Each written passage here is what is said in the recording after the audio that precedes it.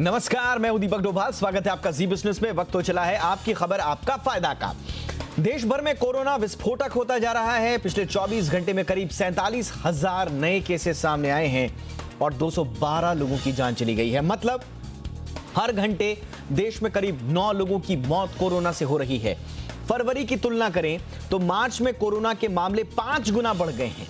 केरल, महाराष्ट्र, गुजरात, पंजाब में तो हालात हाथ से निकलते दिखाई दे रहे हैं। ऐसे में सवाल खड़े ये हो रहे हैं कि वैक्सीन आने के बाद भी कोरोना क्यों बढ़ रहा है? हम लापरवाह हो गए हैं या वजह कुछ और है? सीरो सर्वे में हर्ड इम्यूनिटी डेवलप होने के संकेत तो मिल रहे थे, लेकिन उसका क्या हुआ? और क्या वाकई में हर्ड इम्यूनिटी अगर हमने डेवलप कर ली तो भी हम क्या कोरोना को मात दे पाएंगे? आज इसी मुद्दे पर करेंगे चर्चा। पहले ये रिपोर्ट देख लिए कि देश में कोरोना की स्थिति क्या है, फिर जरा विस्तार से चर्चा करेंगे कि देश कोरोना को लेकर किस दिशा में आगे जा रहा है।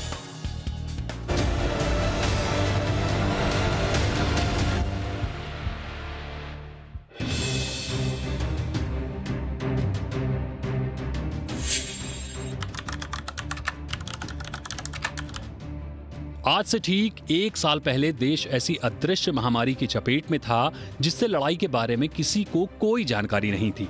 कोरोना लोगों पर हावी होने लगा था और इंसान ही इंसान के लिए खतरा बन गया था। लोगों को बचाने के लिए सरकार को जनता कर्फ्यू लगाना पड़ा। लोग घरों में कैद होने को मजबूर हो गए।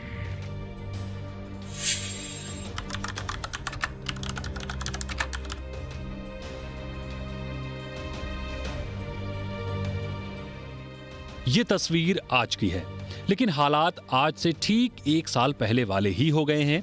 देश भर में एक्टिव मरीजों की संख्या तेजी से बढ़ने लगी है। फरवरी के मुकाबले मार्च में कोरोना के नए केस 5 गुना तक बढ़ गए हैं। वहीं 11 फरवरी के बाद देश में रोज आने वाले केस 368% की दर से बढ़े हैं। पिछले 24 घंटे में देश में करीब 47,000 नए केस मिले हैं, जबकि 212 लोगों की जान गई है। बीते 38 दिनों में एक्टिव केस में करीब 2 लाख की बढ़ोतरी दर्ज की गई है। 11 फरवरी को देश में 1,33,000 एक्टिव केस थे, जो 21 मार्च को बढ़कर 3,32,000 हो गए। बीते दिन इलाज करा रहे मरीजों की संख्या में 25,578 केस का इजाफा हुआ, जो एक दिन का सबसे बड़ा आंकड़ा है। इससे पहले 10 सितंबर को 24,610 एक्टिव केस बढ़े थे। अकेले महाराष्ट्र में ही 30,500 से ज्यादा संक्रमित मिले, जो महाराष्ट्र में कोरोना काल का अब तक का सबसे बड़ा आंकड़ा है।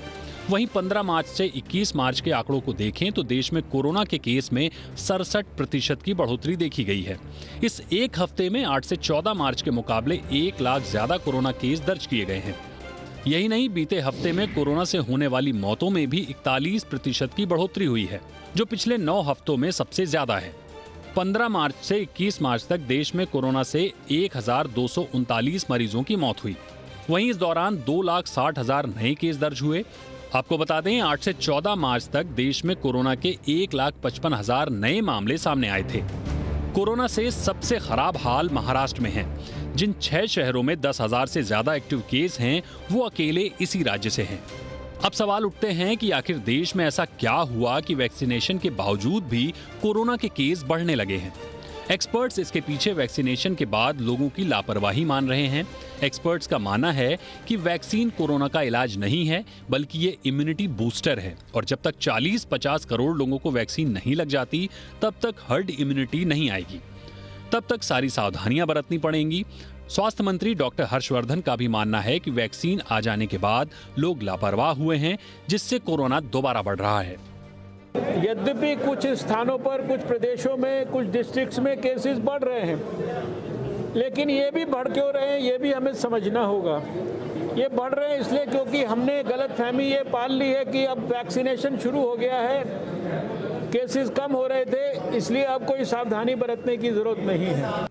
फिलहाल कोरोना के बढ़ते मामलों के बीच कई शहरों में सख्ती बढ़ा दी गई है, जिससे गांव कस्बों तक कोरोना फैलने से रोका जा सके।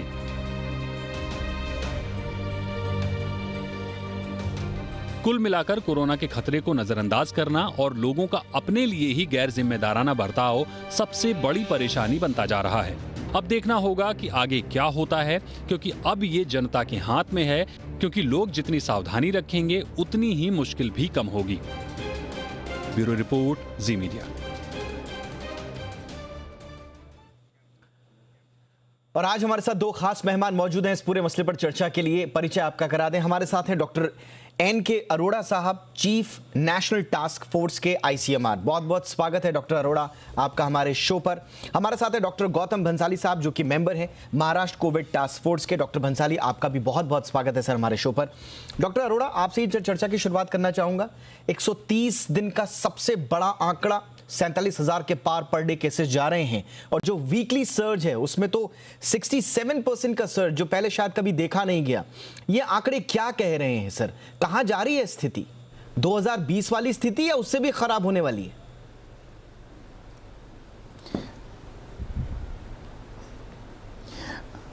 मेरे को अगर यही स्थिति रही तो 2020 से स्थिति खराब होने की संभावना है। मैं यहाँ से शुरू करूँगा। मेरे को लगता है 3 मुख्य कारण हैं। एक तो जैसे कि माननीय मंत्री महोदय ने कहा कि भाई लोगों को लगने लगा है कि टीका लग गया तो अब ज़्यादा चिंता करने की ज़रूरत नहीं है। लेकिन सबसे ज़्यादा जो परेशानी है कि लोगों ने जो कोविड अप्रोप्रिएट बिहेवियर है, यो मन में थोड़ा डर था कि भाई अगर मैं चिंता नहीं करूंगा तो मेरे को भी हो सकता है, मेरे परिवार वालों को हो सकता है, वो हमारे मन में ख़त्म हो गया। इनफैक्ट फरवरी के फर्स्ट सेकंड वीक में लोगों को सोचने लगे थे कि भाई कोरोना अब ख़त्म हो गया, और वो एक झूठी आशा थी। तो 3-4 चीज़ों का हमें बहुत ज़रूरी अच्छे ढंग से ध्यान करना होगा। पहली बात कि ये जो लापरवाही है ये जानलेवा साबित हो रही है। जैसे कि आपने बताया कि पिछले एक हफ्ते में 41% मृत्यु का इजाफा हुआ है, जबकि कुल मिलाकर के जितने केसेस हैं उनका परसेंटेज में मृत्यु नहीं बढ़ी है, लेकिन मृत्यु सर्टनली अब बढ़ने लग गई हैं जो कम हो गई थी। और दूसरा, प्रसार बहुत तेज़ी से हो रहा है। आज जैसे कि आपने बताया 47,000 केस है। अगर यही स्थिति रही तो जो पिछले साल सितंबर में लगभग 1 लाख केस हुए थे, हम बड़ी जल्दी अगले 4-5 हफ्ते में हमारा 1 लाख केस हो सकता है रोज़ाना के लिए। तो ऐसी स्थिति में हम लोगों को एक बहुत ही महत्वपूर्ण चीज़ करनी है कि टीकाकरण के बावजूद बाकी 3 चीज़ें उतनी ही ज़रूरी हैं। एक कुर्सी के 4 पाए होते हैं, और वो 4 पाए हैं मास्क लगाना, सोशल डिस्टेंसिंग, हाथ को सफाई रखना, और चौथा पाया है वैक्सीन लगाना, टीकाकरण। अगर हम टीकाकरण को करके और बाकी 3 पायों को हटा दें तो हमारी कुर्सी हिलती रहेगी, और वही हालत हो रही है। तो ये बहुत ज़रूरी है हम सबको जानने के लिए। दूसरी चीज़ है जी, डरने की बात नहीं है, लेकिन ये मन में हमेशा चिंता रहनी है कि मेरा अपना और मेरे परिवार को कोरोना होने की संभावना है। कोरोना गया नहीं है। कई लोगों के मन में ये वहम है कि कोरोना खत्म हो गया, ऐसा नहीं है। मैं आऊंगा डॉक्टर साहब आपके पास। मैं आऊंगा आपके पास। आपने कहा कि लोगों के मन में अभी भी ये गलत धारणा है कि कोरोना चला गया है, लोगों ने डिस्काउंट कर दिया है कोरोना के फियर को। लेकिन डॉक्टर भंसाली, क्या इसके लिए सिर्फ आम लोग ही जिम्मेदार हैं? क्या जो सख्ती हमने 2020 में सरकारी और तंत्र के लेवल पर देखी थी, अगर आप लोगों को आमंत्रित करेंगे कि आप डरिए मत, बाहर आइए और सोशल डिस्टेंसिंग का बस ध्यान रखिए, आप मास्किंग का ध्यान रखिए, तो कुछ नहीं होगा, इकोनॉमी को भी खोलना है तो आप धीरे धीरे, अगर आप खुद आमंत्रण दे रहे हैं जनता को बाहर आने के लिए, तो फिर जनता को कोस देना कि सिर्फ जनता ही लापरवाह हो रही है, ये कितना सही है डॉक्टर भंसाली?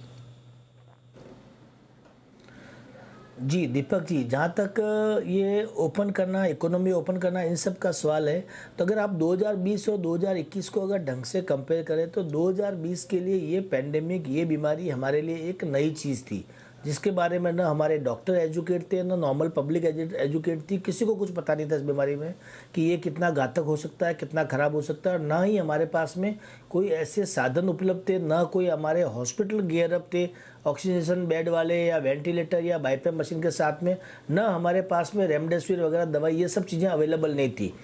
अभी हमारे पास में सारी सुविधाएं हैं, हॉस्पिटल रेडी है, डॉक्टर्स को मालूम है कि कब क्या करना है। इवन पब्लिक में हर व्यक्ति को पता है कि पल्स ऑक्सीमीटर क्या होता है, ऑक्सीजन सैचुरेशन लेवल क्या होता है। पहले कभी किसी को पता ही नहीं था कि ऑक्सीजन सैचुरेशन लेवल क्या होता है और कितना होने पे हॉस्पिटल जाना होता है। तो ये चीज़ें सारी लोगों को मालूम है, लोग अच्छे ढंग से अवेयर हो चुके हैं। सो मुझे नहीं लगता है कि सरकारी लेवल पर कोई बहुत ज़्यादा ढिलाई हुई है। यस, लोग 1 साल से अंदर कमरों में बंद थे, घर में बंद थे, सब लोग टूट पड़ रहे हैं बाहर आने के लिए, काम के लिए, काम भी जरूरी है। इस वजह से लोगों को ये लगा कि वैक्सीन भी आ गया, सारी सुविधा है, तो शायद हमको कोविड नहीं होगा।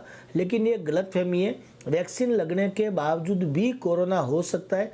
होना ये है कि पहले जो कोविड हो रहा था आपको, वो बहुत ही अग्रेसिव सीवियर मोड में था। अभी जो कोविड होगा, अगर आपको वैक्सीनेटेड हो गए तो वो बहुत ही हल्का सर्दी जुकाम बुखार होता है उस टाइप से होगा।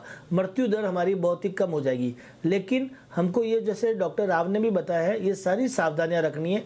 मास्क, सैनिटाइजर, सोशल डिस्टेंसिंग, इन सब का सावधानी रखनी है और ज़्यादा से ज़्यादा वैक्सीनेशन प्रोग्राम में हमको हिस्सा लेना है।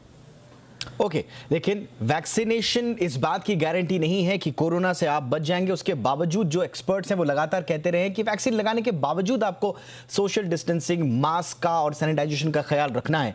सर, क्या एक तरह से, डॉक्टर अरोड़ा, मैं आपसे पूछना चाहूंगा, एक हर्ड इम्यूनिटी का जो कॉन्सेप्ट है, जिसको बार बार कहा जाता है कि जब तक हर्ड इम्यूनिटी नहीं आएगी तब तक ये मामले चलते रहेंगे, तो एक तरह से क्या ये सही है? हो सकता है मैं शायद गलत हूं, लेकिन जितने ज्यादा लोग एक्सपोज होंगे, बहुत सारी थ्योरीज यही कहती हैं कि आप लोगों को एक्सपोज होने दीजिए, ज्यादा से ज्यादा वायरस जितने ज्यादा लोगों में होगा, हर्ड इम्यूनिटी विकसित होगी और हम ठीक होंगे। तो क्या ये बढ़ते हुए आंकड़े हर्ड इम्यूनिटी प्राप्त करने के लिए एक तरह से ठीक भी कहे जाएंगे?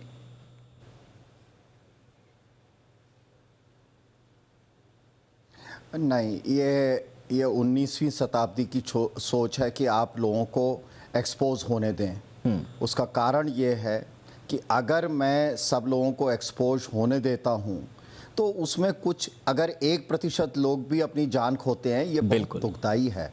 आज के दिन जब विज्ञान इतनी उपलब्धि कर चुका है, मेरे लिए एक व्यक्ति को भी खोना बहुत ही दुख भरा है। किसी के घर में समय से पहले किसी की मृत्यु हो जाए, इसका अंदाज़ा तभी होता है जब आपके घर में ऐसा कुछ हादसा होता है।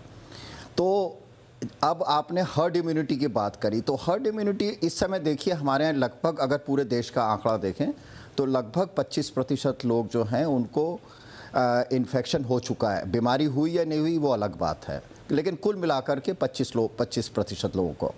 और अगर हम टीका देखें, टीकाकरण कुल मिलाकर आज तक लगभग 4 करोड़ लोगों को टीका मिला है। तो अभी तो बहुत लोगों को टीकाकरण लगाने की ज़रूरत है। हम नहीं चाहेंगे कि लोगों को नया इन्फेक्शन हो, बिकॉज़ अगर 100 इन्फेक्शन होते हैं तो उसमें से 100 जिसको बुखार हुआ या कोई तकलीफ़ हुई, अगर उसमें से 1 या 1.5 आदमी की मृत्यु, 2 आदमी की मृत्यु हो जाती है, ये एक्सेप्टेबल नहीं है आज के दिन में। बिल्कुल। और हम चाहेंगे कि लोग अगर अपने को बचाव रख सकते हैं, इन्फेक्शन ना होने दें और टीकाकरण होने दें। टीकाकरण जैसे जैसे होगा, हमें उम्मीद है कि टीकाकरण, हमारे पास वैक्सीन की प्रचुर मात्रा उपलब्ध है। हिंदुस्तान दुनिया का सबसे अधिक वैक्सीन मैन्युफैक्चरिंग कंट्री है। टीकाकरण के द्वारा हम लोगों को पहुंच सकते हैं, लेकिन एक लिमिटेशन है। आज भी करीब 40,000 केंद्र हैं, तो मेरे को रोज़ाना 50 से 60 लाख लोगों को टीका लगना चाहिए, लेकिन अभी भी 25-30 लाख लोगों को लग रहा है। जो सुविधाएं हैं उसका पूरा उपयोग करने की ज़रूरत है हर एक व्यक्ति को।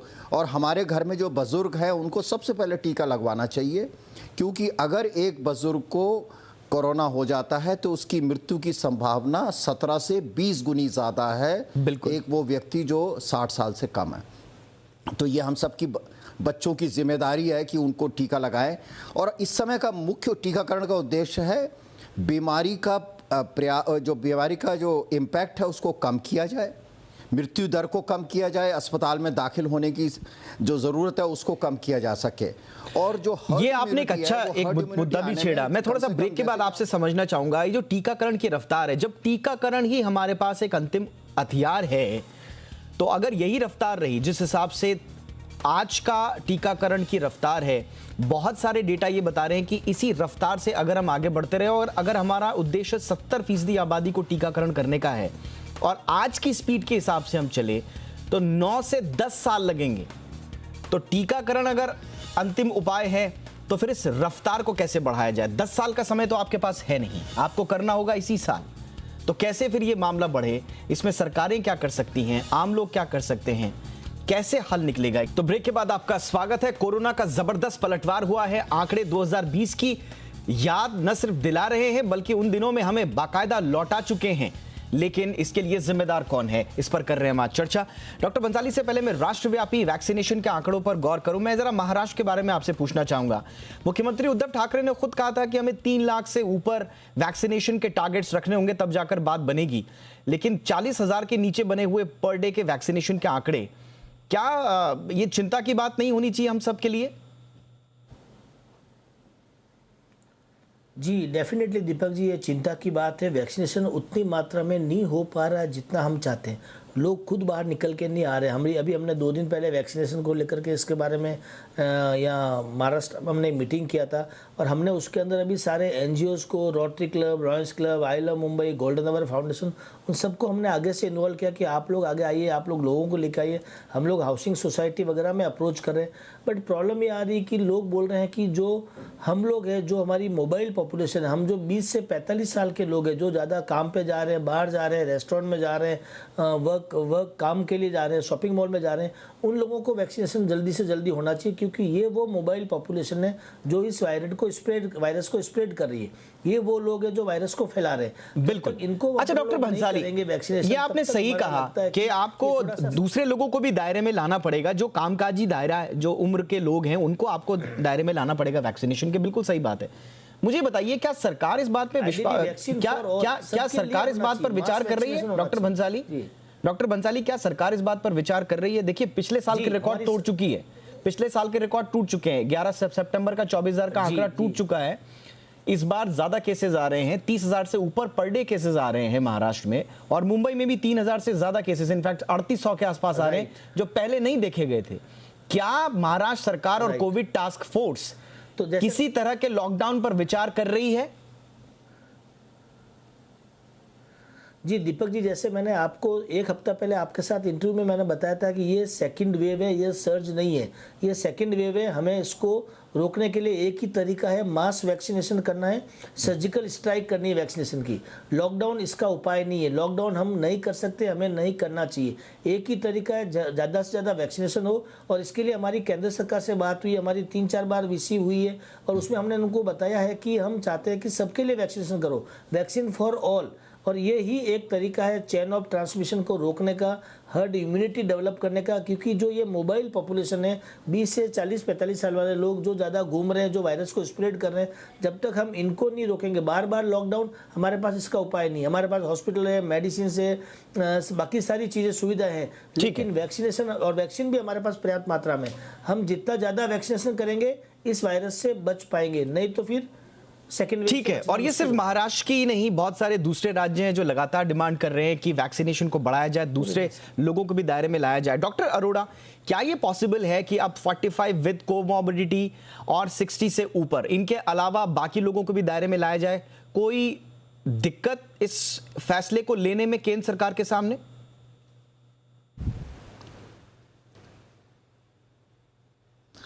देखिए, आप भंसाली साहब भी वही इशू बता रहे हैं महाराष्ट्र में कि जहां तो टारगेट 3 लाख लोगों का रोज़ाना वैक्सीन लगाने का है, कुल 40-50 हज़ार ही लगवा पा रहे हैं। और इस समय जो कंट्री की कैपेसिटी है, करीब 70 से 80 लाख रोज़ाना लगवा सकते हैं, जितने हमारे पास टीकाकरण केंद्र है। तो उसके बावजूद हम करीब 30 लाख के आसपास लगा रहे हैं। जो हमारी करंट कैपेसिटी है, अगर यही फुल नहीं होती है, तो 2 चीज़ें आप पूछ रहे हैं कि भैया, एक तो एज ग्रुप को हम एक्सपैंड कर दें और टीकाकरण को तेज़ी कर दी जाए। तो जो अभी वाला है, तो हमारी जिस तरीके से पिछले साल एक सामाजिक सहभागिता बनी थी, सभी लोगों ने जुड़ करके काम किया था, ये समय फिर वही आया है कि हम सबसे पहले उन लोगों को उनका टीकाकरण कर दें, उनको कोरोना से बचा सकें जिनमें सबसे अधिक मृत्यु होने की संभावना है, जिसमें सबसे अधिक सीवियर बीमारी होने की ज़रूरत है। तो ये 60 साल से हैं। अगला कदम रहेगा कि 45 से ऊपर। आपको शायद इस चीज़ का अंदाज़ा नहीं है कि 60 साल से ऊपर हमारे पास 10 करोड़ लोग हैं हमारे देश में, 50 और 60 के बीच में 16 करोड़ लोग हैं, और 45 से ऊपर एक और 7-8-10 करोड़ लोग हो जाएंगे। तो ये एक कुल अपने आप में भी एक बहुत बड़ी संख्या है। अगर हम इस संख्या को अगले 3-4 महीने में पूरा कर सकें तो ये बहुत बड़ी उपलब्धि होगी, और उसके बाद हम बाकी लोगों को, क्योंकि जो जिनके सबसे अधिक बीमार होने की संभावना है, जिसकी सबसे अधिक मृत्यु होने की संभावना है, उनको हम बचा सकेंगे। ऑलराइट सर, सर आपका ऑब्जर्वेशन क्या कहता है आईसीएमआर का, या आप लोगों का ऑब्जर्वेशन क्या कहता है? लोगों में ये हेजिडेंसी क्यों है सर? क्यों नहीं आ पा रहे हैं लोग? आप वो टारगेट्स पूरे क्यों नहीं हो पा रहे हैं? हम लोग देखिए, इस समय सबसे बड़ा जो हमारे 60 साल से अधिक उम्र वाले जो है लोगों को, उनको टीका लगना है, और आपको और हमें ये मानना पड़ेगा कि 60 साल से ऊपर लोगों को अपने परिवार के सहयोग की आवश्यकता है कि कोई उनको टीकाकरण केंद्र पर ले जाए और उनका टीका करा ले। ख़ास तौर पर हमारे गाँव में और शहरी क्षेत्रों में भी, अगर मैं अगर 60 साल का 65 साल का हूँ और मेरे को अपने घर के बच्चों का, परिवार के सदस्यों का थोड़ा सहयोग मिले और मेरे को ले जाकर के टीका लगवा दे, तो जहाँ तक हमें अंदाज़ा है ज़्यादातर लोग टीका लगवाना चाहते हैं, लेकिन कोई उनका सहयोग करे कि उनको ले जाए। ये एक बात कही कि भाई घर पे जाके टीका क्यों नहीं लगा सकते? घर पे जाके टीका लगाना बिल्कुल इस ठीक नहीं है, क्योंकि टीके के बाद कभी कभी बहुत रेयरली एलर्जिक रिएक्शन होता है, और एलर्जिक रिएक्शन अगर किसी बुजुर्ग में होता है, फ़ौरन इलाज ना किया जाए तो मृत्यु होने की संभावना होती है। तो इसलिए ये ज़रूरी है कि उनको टीकाकरण केंद्र पे लाया जाए, टीका लगवाया जाए और आधा घंटा वेट कराया जाए। तो मेरी आपके सारे दर्शकों से विनम्र प्रार्थना है कि अपने घर के जो बुजुर्ग हैं 60 साल से ऊपर, उनको तुरंत टीकाकरण केंद्र में ले जाएं। और बिल्कुल सर, और आपकी अपील के साथ साथ हम भी अपने दर्शकों से यही अपील करते हैं कि वो जल्द से जल्द वैक्सीनेशन प्रोग्राम को आगे बढ़ाएं। एक छोटा सा सवाल था सर मेरा, अगर आप क्विकली उसको जवाब दे पाएं। डॉक्टर अरोड़ा, अभी गवर्नमेंट ने कहा है कि 6 से 8 हफ्ते का गैप होना चाहिए, आपने गैप को बढ़ाने की बात कही है, इसके पीछे कोई कारण?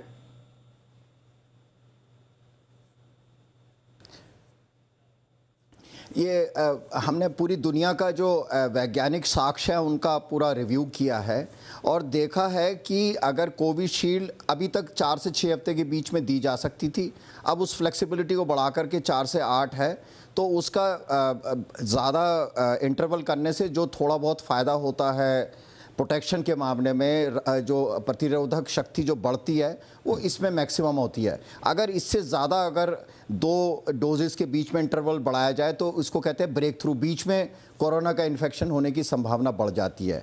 तो ऐसी स्थिति में बस 4 से 8 तक की ये एक फ्लेक्सिबिलिटी करी गई है, जिसका अभी प्रेस रिलीज़ आया है थोड़ी देर पहले। और हमारी लोगों से कि जैसे ही टीका लगे अपनी सुविधा के हिसाब से अपना अपॉइंटमेंट ले ले, लेकिन 8 से ज़्यादा बिल्कुल नहीं होना चाहिए, इसी के बीच में नहीं तो ठीक है। यानी कि बेहतर नतीजे वैक्सीन के सामने आए, इसलिए थोड़ा सा इस दायरे को बढ़ाया भी गया है, और लोगों को भी सहूलियत हो, इसलिए भी आप लोग थोड़ा सा फ्लेक्सिबल हुए। बहुत बहुत शुक्रिया सर हमसे बातचीत करने के लिए। डॉक्टर एन के Arora, thank you so much, आपने वक्त निकाला। डॉक्टर भंसाली, आपने भी हमारे लिए वक्त निकाला सर, आपका भी बहुत बहुत शुक्रिया। तो कुल मिलाकर जो दूसरी पलटवार हुई है ये पिछली बार से ज्यादा तगड़ी है कोरोना की, लेकिन जल्द से जल्द इस पर काबू हो, इसके लिए सबको मिलकर काम करना होगा, चाहे सरकार हो, तंत्र हो या फिर आम जनता। बहुत बहुत शुक्रिया आज के हमारे शो में शामिल होने के लिए तमाम दर्शकों का भी। नमस्कार।